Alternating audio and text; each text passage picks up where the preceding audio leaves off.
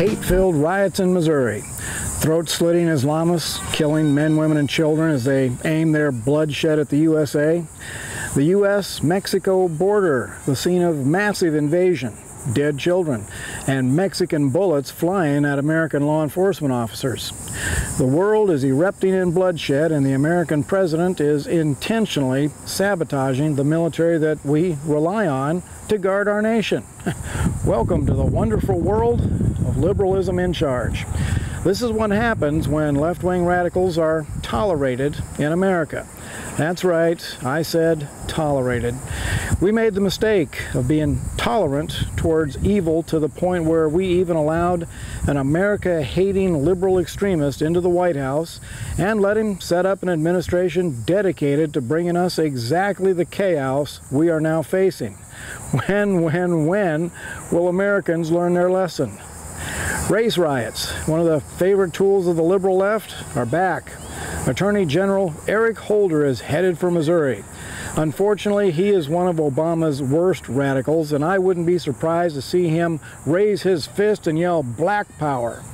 There is evidence that Eric Holder's Justice Department may be instigating some of this violence, just like they did in the Trayvon Martin fiasco.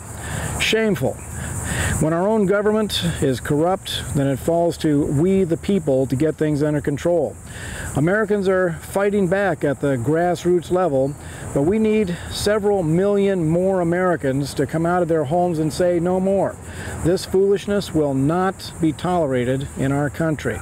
Jim Bruns Guard, a T-Teams leader up in Minnesota, is heading up a group that will converge on the Mexican consulate building this Thursday to voice their opposition to Mexico's flagrant undermining of U.S. sovereignty, especially the illegal detainment of Marine Corps Sergeant Tamaresi, a man abandoned by the Obama administration. But hey, he's a United States Marine, which means he probably does not vote Democrat. So pray for the safety of Jim Bruns Guard and the Americans who are going to go with him. Listen up, America. In the time that Barack Obama has left in the White House, we can expect an all-out effort by America-hating extremists to do as much as they possibly can to bring suffering to America and to spit on the American way of life. Look at the Ferguson riots.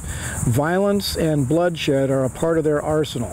If it can happen in Ferguson, Missouri, it can be brought to your town, too. This is what happens when the United States of America does not stand true to American principles. What we do affects people all around the world, and that is why the USA needs a strong president with a moral compass founded on the God and country principles that keep the peace by keeping evil restrained in our society. The Jewish people have a saying about the Holocaust the Nazis inflicted upon them: never again. Well, I pray that the current administration does not ignite a Holocaust right here in the USA. And from now on, when it comes to radical liberals in government, our motto must also be never again. This is Wild Bill for America. Thank you for watching, and America, bless God again.